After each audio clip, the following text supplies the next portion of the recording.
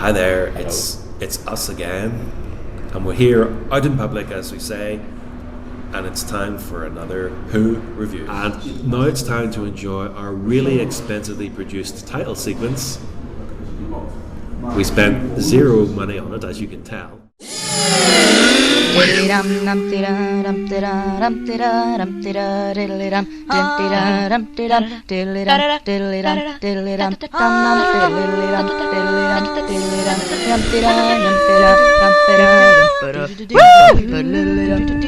So there was, just before we get into the actual discussions of the episode, I thought it was worth mentioning that I watched an episode of Yahoo Build, which is an online series of interviews and discussions with various TV show casts and film casts. And this one, they were interviewing the Doctor, Ryan and Yaz, and one of the questions, they had a Q&A session at the end, and one of the questions was really sort of towards what the actor brings to the role and that kind of thing. And one of the things that Jodie mentioned was that the bit where she's talking to O and leaving a message in the first episode, that bit was very similar to her in real life, because she said when she leaves Chris a message, she holds the phone like this and she goes, blah blah blah, bye bye, holds it this way, and it's funny because I do that as well, though I do it when I'm on speakerphone. And the reason why I do that is because I hate having to hold the phone up, right up to my ear like this if I can avoid it. So when I'm on speakerphone, if I set it down, people complain to me, "Oh, we can't hear you." So the happy medium for me is to hold it like this, and I walk around like this. It is a bit odd, I know, but when she said that, I sort of thought, oh, I'm not alone in this weird little habit. I'm sure Michael did. Maybe they do, but it is interesting that typically the actor always come into their incarnation of the Doctor. Yes, it's always been a way. Dave Tennant brought his illnesses, but I mean, I'm like Matt Smith. Once he's kind of accent prone, so yes. When he broke a prop, it actually became part of the character in that one right. scene. Okay. And then you see John Pertwee and Tom Baker, their personalities became part of the character. John Pertwee, yes, his personality sort of drove the way, the sort of action man style that he had. Yeah. And then we had Tom with gadgets. Yes, and we had Tom Baker. You were mentioning there.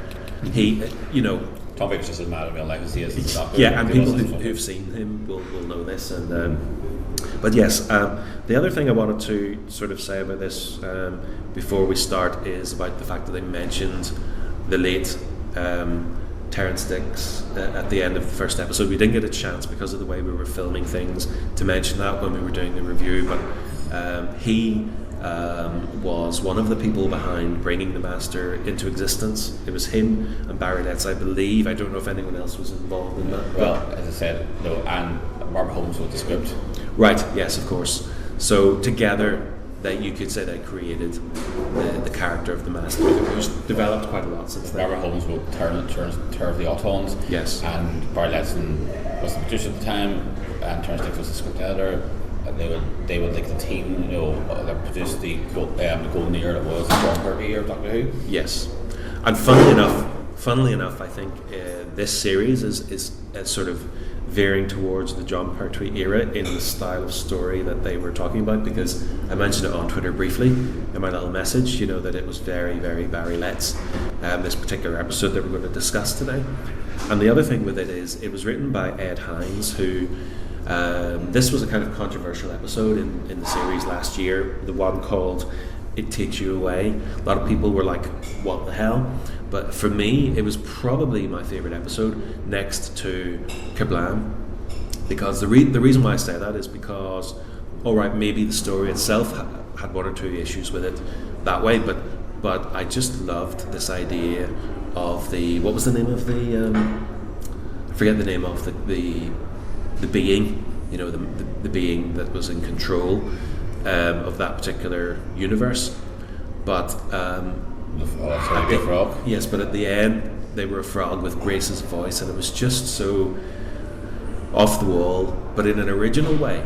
And off the wall in a way that only Doctor Who can be. Yes, and it reminded me so much of a lot of the older series. So, like say Tom Baker, even John Pertwee, but for me, actually, probably the Colin Baker era it sort of gave you the same excitement that I got, and the same sort of creeped out weirdness that some of the episodes from Colin Baker era, especially with the likes of Syl, although that was in a different way because he was more of a villain, but it was so weird, such a weird. I think I was just more with the Douglas Adams style. Yes, Douglas Adams actually is a good shout as well. That sort of idea of surrealism, but some of the episodes too from the 80s, just even the way it looked, the realization of the creature, I just loved it. And people can criticize it all they want, but I will not have a bad word said about that episode. But anyway, let's talk about this. As I say, it's written by Ed Hines, and it's called Orphan 55. And we start out, we're straight into the titles this time. There's no pre-titles, teaser. Just that, yeah. And so we sort of find Graham.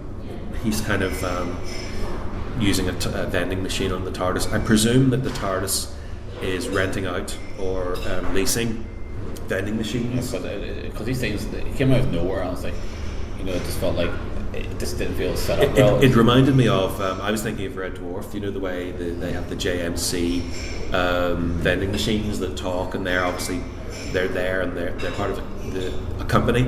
And most places, even the local library that I have, Central Library, they have vending machines, and obviously the vending machines are rented out from a company. So I presume the Doctor has decided to fit out his or her TARDIS with vending machines from a company, because obviously the William Hartnell era, what were they called there? The replicators or something? Not replicators, Star Trek, but they had this device that allowed them to eat these little cubes that allowed them to have regular food. So that sort of thing, the Doctor has decided to upgrade to some third-party company that have competitions. I actually thought it was funny. I thought it was a nice little thing to have in there, just sort of random. So then we have Graham, and he's putting together the coupons. And the Doctor starts panicking, going, "Don't put the last one on." And they didn't have much time. Lots of comedy moments there from Graham, talking about Speedos and things. Yeah, it just felt like, as I said, it just feels so rushed. It just felt very, come out of nowhere. Nice, interesting setup. I enjoyed it because I honestly personally didn't think it needed much setup. It was just kind of a quick way to get them out of there, and it was silly. I'm all for silly. Yes, I think some of the previous episodes might have pushed the silliness a little bit, but I'm a sucker for that, so maybe I'm more interested in it. I'm going all day. I think when I was going on this holiday was over, I think I had flashes of Delta and the Bannerman. Yes. Oh dear. Yeah, I know what you mean. Yeah. Yes, it was. I was trying to think myself, what it reminded me of, but that could be it. And there was some comedy there actually early on. But of course, the thing that you notice is it was called Tranquility Spa, by the way. That's and sort of within moments, seconds even, the Doctor's just there, and of course you see a couple of little things where there's all is not well in the resort. Okay. As soon as the Doctor wants to go for a walk, and so it'll be a very short episode if it was not wrong. You see, here's the thing: if you want to go on a nice holiday and relax on a TV show, do it in the last 5 minutes. Mm-hmm. When the episode wraps up, go on a holiday then, because nothing will happen. But if it's at the start of an episode, then you're in big trouble. We have Yaz, who goes around and sort of interrupts this elderly couple. I believe the guy is called Benny and the woman is called Velma, and they're at the pool, and Benny is trying to propose, and of course Yaz interrupts, and I thought that was a nice moment, because this is setting off to be a kind of disaster movie in a way, and that's the setup of this kind of. It's like Orphan, where somebody goes, that girl, I'm going to marry her. He's going to pop her. Part of the way through, then Ryan, he's of course, Ryan is checking out the vending machine. He's trying to get a packet of crisps, and when he gets the crisps, of course, he ends up getting the Hopper virus, as the Doctor discovers. He thinks he just got an electric shock, and I thought the scenes with all of that I thought were hilarious, and they didn't even need to show you what his hallucinations were, because the acting was just amazing, of him going mental, trying to swat some bats that aren't there, and the thumb sucking remedy, that was very Doctor Who, I thought. Oh yes, definitely. And then of course he sits down, and he does the old thumb fucking, I can't even say it, thumb sucking thing. What did he say? Sucking thumb? Some fucking, I thumb. Jesus. What version are you watching? He did that, and he starts talking to this girl who's also sucking her own thumb, and he discovers that her name is Bella, but of course he tries the old charm, the old Ryan Sinclair charm, and does a really awkward chat up, and she calls him out on it, which is quite funny, and it is a nice moment. But of course there's a lot more happens, and the Doctor's getting more involved now, and all these different things happening, systems failing and all that kind of thing. And so the Doctor is trying to. I like I really liked the moment when the Doctor used the psychic paper, and she tried to second guess what the paper was saying, because it obviously relies on the person's mind, and she was guessing, and then eventually got it right. I thought that was a nice kind of mix-up of Second paper can be fun. I mean, I know what was first brought on was to get around the getting locked in prisons and escaping and getting locked in prisons, which happened a lot in the very longer stories. Yes, that's true. Yeah. I think it's a nice little tool. And I liked some of the episodes when it didn't work, especially with Peter Capaldi, when it just didn't work. So then we get the introduction of these terrible, scary creatures, kind of creepy. They show up, and I thought, what did you think of them? I thought the design was very good. It was excellent. Yes, I thought it was very good. They've moved on from the very rubbery monsters that they had in the 70s, and from the beginning of the show, really. But then again, some of those monsters still look pretty good. Some of them do, yes. To be fair, some of them do. Some of them do, some of them don't. I always think there's times like Who in the past where there's an episode where they had more money spent on it looked great, but it meant there were short filler episodes, so it held up. Some of them, I think, looked a bit paper mache for my liking. But for every excellent shot, like the opening of episode 1 of the Trial of Time Lord, there's always another. There was always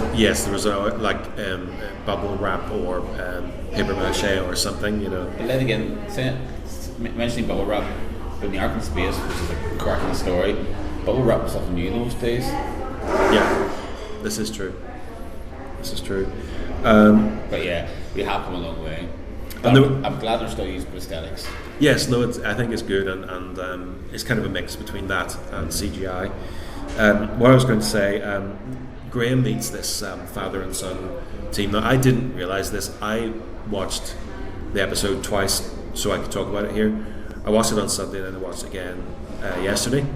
And I didn't realise, because I am actually colourblind, so I didn't realise that the father and son actually had green hair. It wasn't until I realised, whenever the father says later on, that it's as green as the hair on our heads, when he was talking about the lights and the oxygen, but we'll get to that later. But I just wanted to point that out, because I did notice they did look to be wearing very obvious wigs. The guy from the Inbetweeners did have a very dodgy hairdo. Yeah, but it didn't look green to me. It just looked like dark or brown or something. So they pointed it out to me, and then I realised that's what was going on.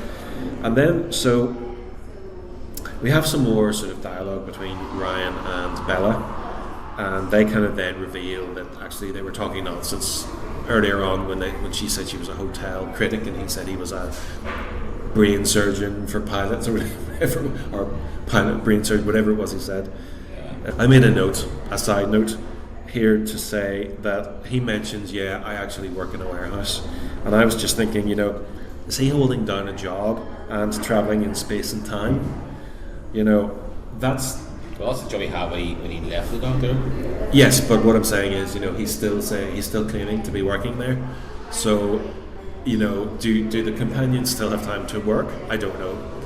I thought it was interesting, you know, that he's still claiming to work for where he's, you know, his friends in the first episode said that they hardly see him. So, if friends don't see him, what about his job? You know, I don't know if the work his job. I don't think we could take whatever time you need to go and travel. You know? No, and especially my mind's back to that film that we saw, the Ken Loach film. What was it called? Yeah. Sorry, missed you. Sorry, missed you. And the boss in that one, who stole the film, the ballbuster, Maloney. Oh yeah, the patron saint of assholes. Yes.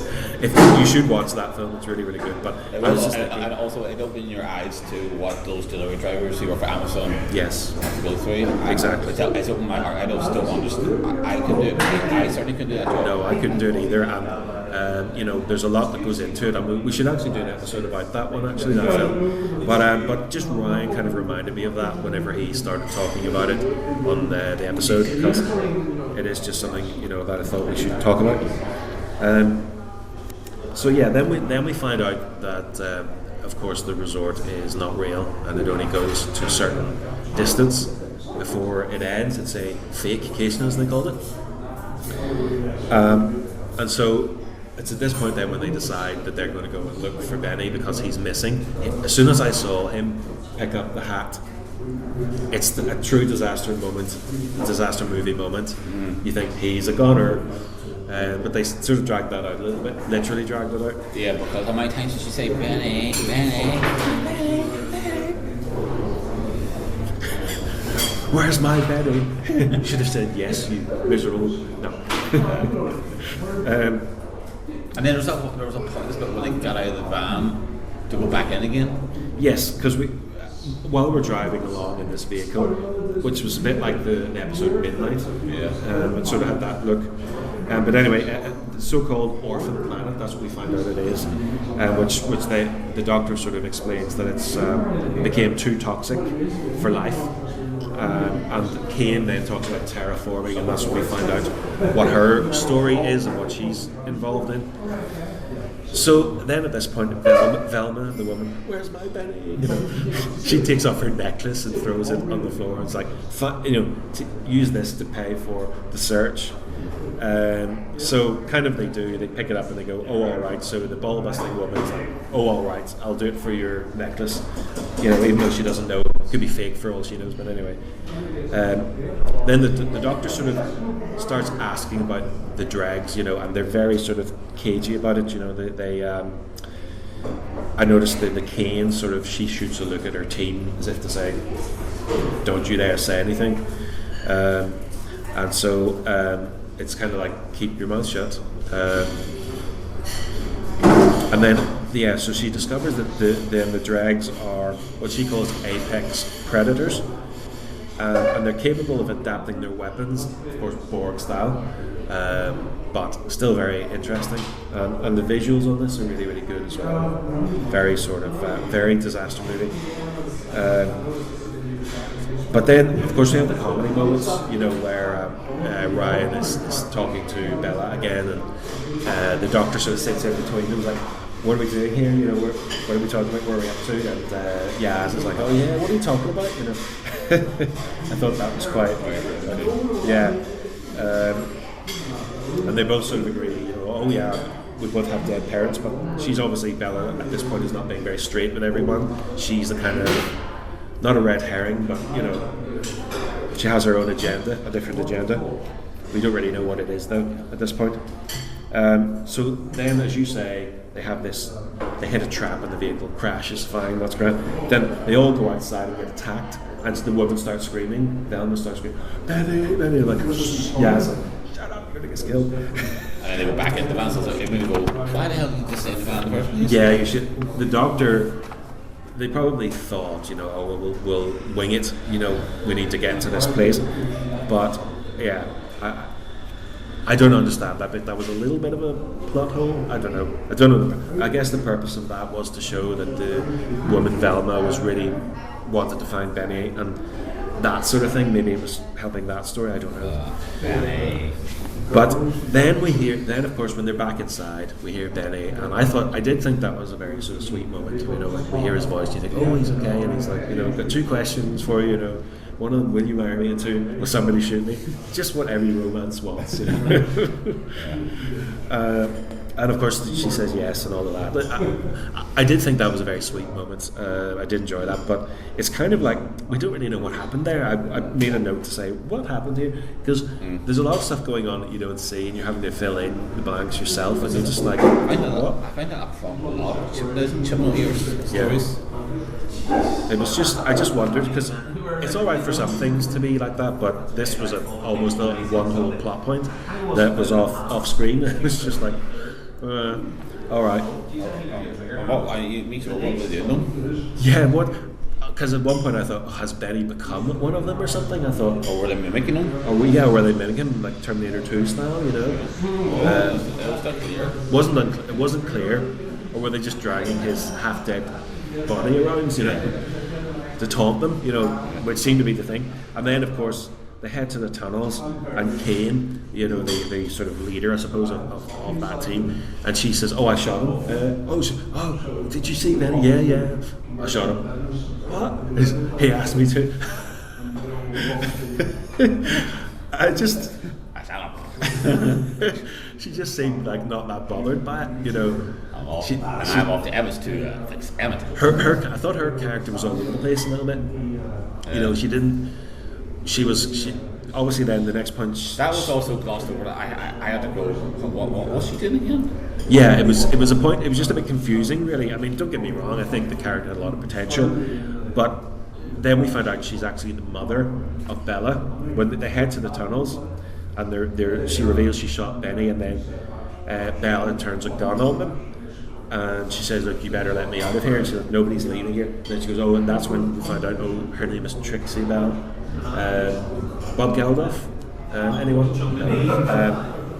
But she reveals that, and then it's her mother. Oh yes, and then once she's revealed to be her daughter, then she lets her go, and it's kind of her character's all over the place, you know. That's fine. So she then tries to get away, and Ryan latches on, and I did like the teleporting effects in this. I thought they're quite cool.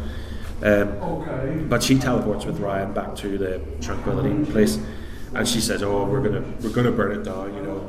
And so he sort of follows her. Doesn't really know what to do, but I thought it was a very natural kind of relationship there, where you kind of you like the girl, but she's gonna do something crazy, but I'll stick with her anyway and see what happens. I think, oh yes, that girl. I want to go for homicide on me. You know what? I still want to go over. So then, yes, and then she says, "I'm not actually going to burn the place, I'm going to blow it up." And she reveals that she's actually been making bombs, so she's been quite busy in her little trip before we joined them. And of course then the team decide for dramatic purposes, I guess, there's no other reason to go through a nest of the dregs, you know. We have to go through a nest of them, you know, just for a laugh, you know. There's no other way we could do this. Just get back into the vacation. So they go back to where they came from, but on the way, when they do it, they discover that a Russian sign, and they discover that it's actually Earth, and it sort of, you know, gets them a bit rattled, and I did enjoy that. I thought that was a nice. Yeah, you know what made me think of? Revelox. Really? Yeah. Remember in the 12 Time Lord? Yes. There's the plan turned out to be Earth in the far future. Yes. It was moved on its location. Oh yes. I was wondering, did that pop into your head when you thought about that? No, because I was totally oblivious to it being Earth. You know, but when it became Earth. Yes, and I was also thinking of as well the Sontaran experiment a little bit as well. But Velma, you know, she's like, she sacrifices herself. Saying, "Which one of you took my Benny?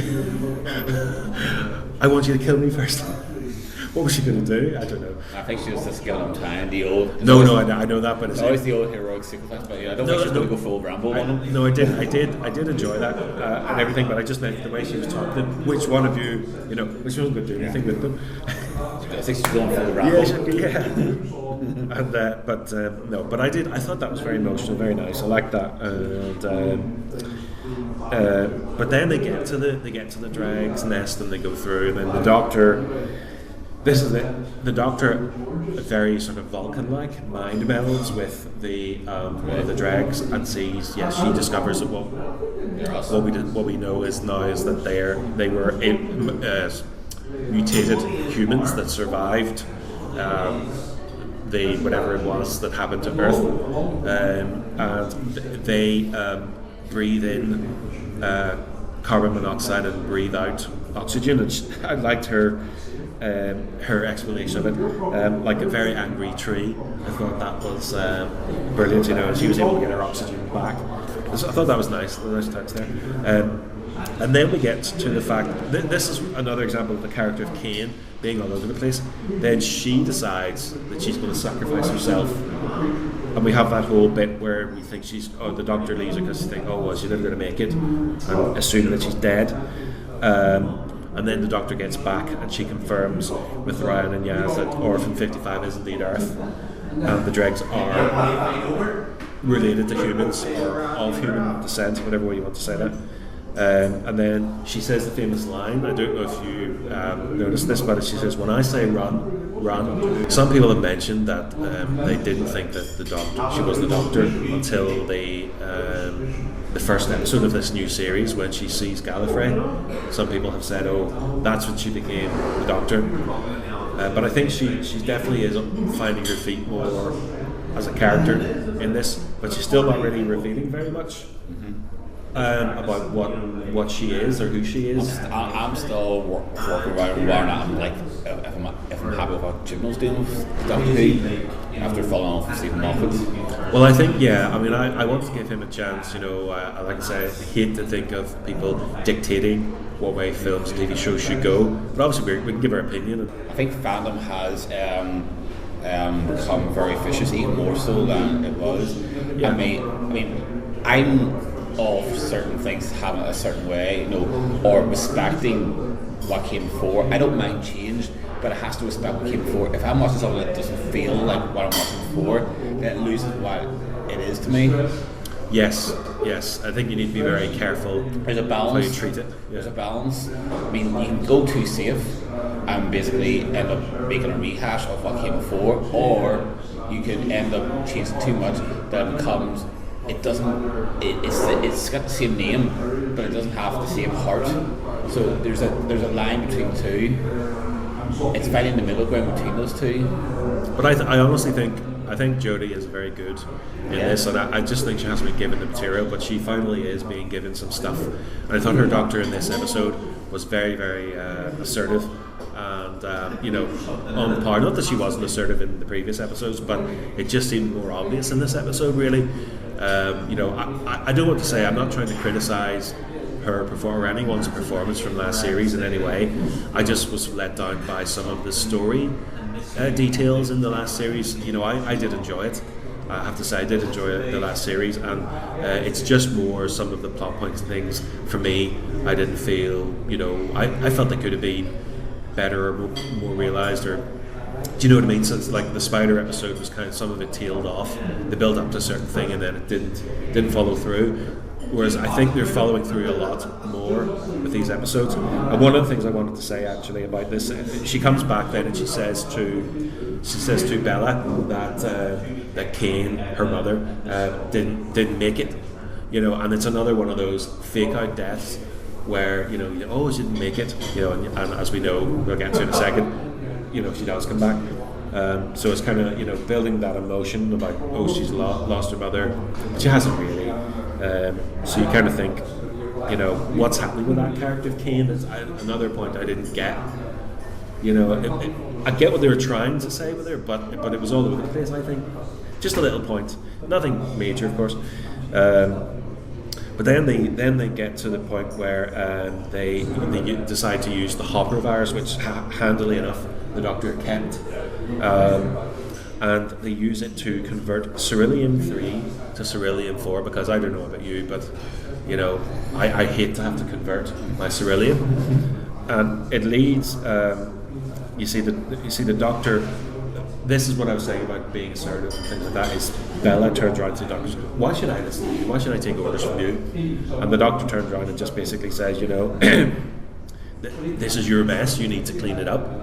And she, you know, she didn't talk back to her. She's like, yeah, you know what, you're right. And that's what the Doctor does. You know, she is not perfect and he is not perfect, but she brings better out of other people. She does, yeah. She makes people wake up about themselves and go, especially in a moment of crisis. You know, she you know, can't always let people see the best in us. Yes, and I think in this case, the Doctor is, you know, that she is really bringing out what the Doctor is about, and that is bringing people together in these situations. You know, Tom Baker was very good with Sarah Jane a lot.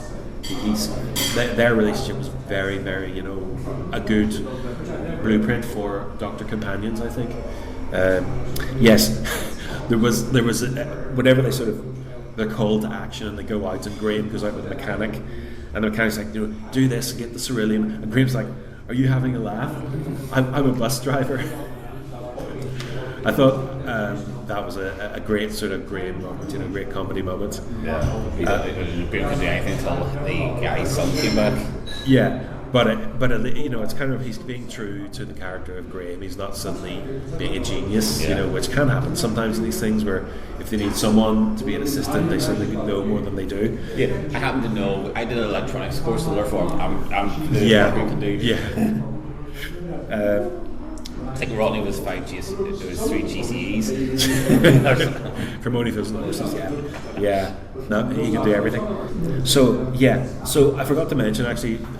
The reason why Graham is trying to help the mechanic is that the boy is missing. He sort of went off in a huff or whatever. His dad never listened to him. Yeah, his dad, who's incredibly stupid for supposedly, you know, health and safety issues. What? But anyway, so then the Doctor comes around and she goes off with Bella, and they find the boy, Silence his name is, and. Bella asks the Doctor if she has a plan, and it's another Doctor moment coming through where she's like, yeah, I've got a plan. Peter Capaldi's plans, I always enjoyed his moments when he said he had a plan, and she kept that up by saying, well, sort of a plan. Yeah. So we get to a point in the show where the Doctor then tries to reason with the lead, or Alpha Dreg, and she has some success. They're in a cage, and so they get let out of the cage, and then the creature goes into the cage. But this is something I wanted to mention, because the Doctor kind of implies in her little speech that she's getting the creature to trust, and she's like, if he understands, he knows what he has to do, kind of thing. And then she just goes away and leaves him locked in. And I think, well, if you're trying, if the point of this little scene is to say you need to trust each other, then at the very least the Doctor should have let that creature out so that they could go to their people and maybe help. So I think it was a wasted opportunity where the Doctor just went back on her word essentially and just left him in there. It's just a bit weird. What do you think? Oh yeah, feels almost old. I just think it was the Doctor being a dick, which of course the Doctor is a dick, but in this case she was trying to imply, it seemed to me she was trying to imply to the viewer, you know, if you just apply a little bit of trust, even with someone that could potentially kill you, you know, you might be able to reason diplomacy and all that. And then she was just like, no, and then locked it in, and away she went. And the creature was kind of like, and you kind of think, well, you have every right to be pissed off in that case, because the Doctor just lied right to their face. I don't know, it was just something I thought I would mention, because I thought it was like a bit of a waste of an opportunity there.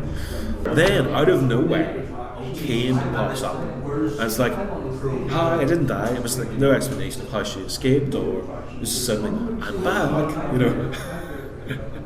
And Bella then, she's trying to shoot shoot the creatures, and the weapon sort of backfires on her and she falls over, and then her mum comes over and shoots her. But there's no explanation of, oh, hi, she's just like back. And then they go back to the TARDIS and they start talking. That's when we get the lecture. Yeah. We get the lecture from the Doctor. Jodie's first proper speech as the Doctor. I enjoyed it. I actually enjoyed it. She made a very good point. And she said that we're too busy arguing about the washing up while the house burns. It's a very, very good point, and I thought it was very well acted. But it was kind of hammering it home. Because Doctor Who has been political in the past. Malcolm Hawke's scripts in Jumper are very political. Yes. One of the classics of Jumper you could read yet is very political about pollution and what it's doing. But and also Dev the Daleks is quite political too. But it didn't stop. It kind of didn't stop the story. When I was talking about there, when Jo talks about pollution, she's doing it as a kind of setup of why she wants to go and meet Professor Jones. Whereas here it feels like they're stopping the story just to basically give you the message. And I feel like I like what they do, because I don't have to say Doctor Who's been presenting in the past and it's always worked, and the best sci-fi is always about allegory and making commentary. But sometimes I do wonder, are they being too on those these days?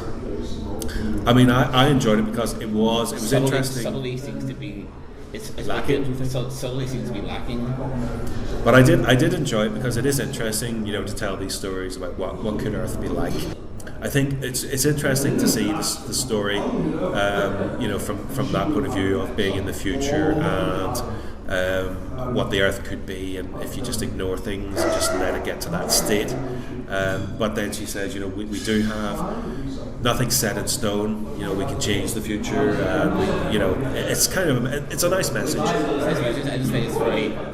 I just feel like they're lacking the subtlety that the best sci-fi can do. Yes, and I think what it reminded me of a little bit is at the end of He-Man and the Masters of the Universe, when they stop at the end and go, "Hey kids, in today's episode, we met the Dregs, and they destroyed. They were there because the humans destroyed the planet. See you next time. It was one of those moments. Especially at the end with the creature turned around. It's like, if you don't buck up your ideas, she doesn't even say it. She's like, this will happen. I just feel like Green Devil's commented without actually tell you gotta wise up. Actually, we're just discussing it, but it was part of the plot. Yes, it was part of the plot, and it wasn't. It wasn't as laid on as thickly as that. But do I hold it against the episode? Not really. I enjoyed the episode a lot, and as I say, I've given my opinion of what I thought. Certain bits of it didn't make sense to me. They went a certain way with some of the portrayals of the characters, which maybe in the original version of the script they had more to do. I don't know, but I just felt the character of Kane to me was all over the place. And it wasn't explained very well how she managed to get back and all of that. A lot of stuff happened off camera. Too much happened off camera to make it more confusing. It's fine if you want to say certain things happened off camera and leave a little bit to the imagination, but if we're having to work out an entire backstory for like at least two characters, I think that's where it becomes a little bit confusing for people. Yeah. We never saw Benny, I think. No, that's it. But like I say, I did enjoy it. I'm really pleased that it looked amazing. The acting was brilliant, of course, in it, and the effects and everything, and the prosthetics and the creatures looked really good. Those are just a couple of points, minor points that we were pointing out to do with the plot. That's what fans do. We nitpick, but I can't complain about it. I think it was a really good episode, and I look forward to more. We haven't really touched on anything more to do with the Timeless Child, Gallifrey, or Master. It wasn't part of this week, so hopefully. No, so I probably won't be touched again until the final. Well, I think they might sort of. What they've done in the past is they've included it in certain things, where more so with Moffat and Davies, but Chibnall hasn't done that. Well, we'll see what happens. But like I say, I'm a fan of this writer, Ed Hines. I haven't seen much of his work, but his story from last year, as I say, was my favourite. Had one of my favourite moments in it, and so I hope that he comes back and does more, because I did like what he was trying to do, and I like I like that they're going back to the sort of Barry Letts idea of trying to educate people through the storytelling. I just think maybe a lot of maybe it was done a bit heavy-handed. Yeah, I think my problem with the woke culture is not the issues themselves. I'm happy that the issues are being touched upon. I like, it's the way to go about it that always annoys me. It shouldn't be so heavy-handed. The sci-fi was always used as a way to talk about it without actually making it obvious. Yeah, I think that's a fair point, and I think we have to remember too that the cast and crew are also getting to know each other as well, and they're getting better at it because they're acting the chemistry together. It's very natural because they're. One of the things they were saying in that interview was that they didn't know each other when they got together to do the first series, and that was very obvious. And the chemistry between Ryan and Yaz is better because the actors' chemistry is better. So there's a lot of that in play as well. They know the score now. They can just get into it and act and work away, and it's very obvious. The bar has gone up this series with the episodes so far, and I hope it continues because I am a fan. I'm loving it. Even though I might say certain things where I don't get something, or I'm not complaining as such. I'm just giving my opinion, but I am a fan of the series, and there's no issues for me. Despite my gripes with what Chibnall's doing the show and what some of the stuff that Moffat and David's done in the past, I'm still a fan of the show, so I'm going to be sticking with it anyway. Yeah, I don't think Jodie. A lot of people knee-jerk reaction style My mum said they weren't going to watch. My mum's not watching it anymore. Yeah. Has your mum? No, she's still not watching. She's still not watching it, right? So a lot of old school fans then probably won't. I still find it interesting. There are a lot of people that I know and people that I've heard talking about it who say that they're not a fan of New Who, but they love old Who, or vice versa.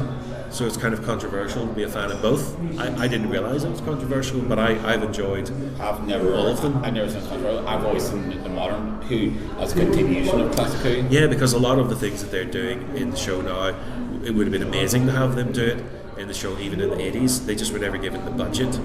I sometimes do see this as season 38 and not season 12. No, I don't really see it as series 12. I see it as continuation as well, but just to keep it right when we're talking about it, they refer to it as series 12, but no, I see it as a continuation, definitely.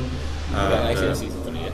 Yeah, and as I say, I really love what Jodie's doing with the character. I think we can't complain too much about people. I know at the start maybe there was a bit of reservation. I certainly wasn't sure about it being a woman, not because I didn't want it to be a woman, but I thought they were doing it for political reasons. There was some kind of gimmick. But when I heard more and more about what they planned to do, I knew that it was in safe hands because I knew Chibnall was a fan, of course, and of course I loved his work on Torchwood. A lot of people don't like Torchwood. I know you said you didn't like it, but I thought it improved a lot. But I really enjoyed the show, and I think Chibnall's contribution to Torchwood is often not really praised enough. And I think he did a lot of great work on that show. So a lot of my friends now always talk about how much we don't like Chibnall. You see, this is it. But he has written out his own show as well. So I don't think we've seen the last of Unit or Torchwood. I think it's just surplus to requirement in this particular series. But I think we know that the Cybermen are coming back because that's been announced. So we don't know what else is there. They're always very coy and lying, a lot like the Master when he's in disguise. They don't want to reveal too much about it. Yeah. And I think what they've done to conceal the Master's return that in itself was an achievement in this day and age, wasn't it? Because they didn't even include. Jodie was saying in that interview they erased the character, the actor, Sacha Dhawan. They erased him from the trailers and any public publicity. So you can really tell it worked. It really worked well.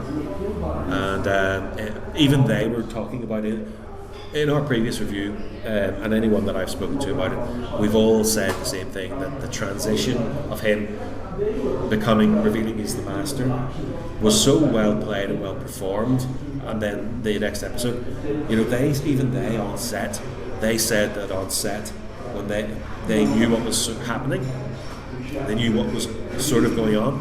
They still couldn't believe it. Sort of got goosebumps on set when he was performing because it sort of blew them away the way he did it, which I think is an achievement for the actor, and I hope he gets an award for his performance.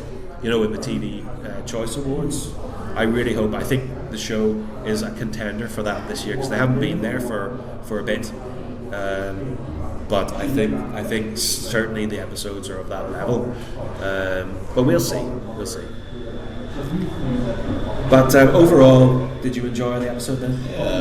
Despite some plot holes and some iffiness of the plot and silly moments, I thought not bad episode, decent. And I'm of the same. I really appreciated what they were trying to do. I think it's stronger this year than it was last year so far. Yes, I agree. I do think it's completely a much better show. So it remains to be seen what happens with the rest of the series, but for the moment I think everything is going to be okay. Indeed. You're watching it anyway, but then again, I'm such a fan that I will probably watch it even when that's at its lowest part. I like to give it a chance, but I don't just watch shows when they're terrible. I do like to give shows a chance, but like Discovery, I don't watch it because I don't like what they've done. But I am going to watch the next series, and I think we're probably going to do some more videos on Discovery when the series starts back. I think that's probably worth doing because I gave up on the show. But anyway, for the moment, I think we shall leave it there. That doesn't sound like my Benny. If those things have got Benny, we're getting him back. We came here for Benny. Benny! Benny, where are you? Oh. Benny! Benny! Benny! Oh, Benny! Oh, Benny? Which one of you hurt my Benny? Yeah.